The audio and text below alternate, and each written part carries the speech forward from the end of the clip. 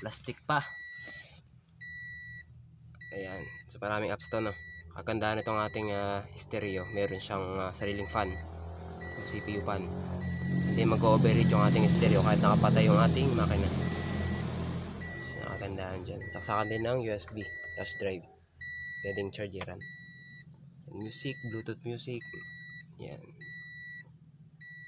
kagandahan sa ating stereo. May dashcam na rin yan. Ito yung dashcam. Ayan, yun yung pinaka dashcam nya.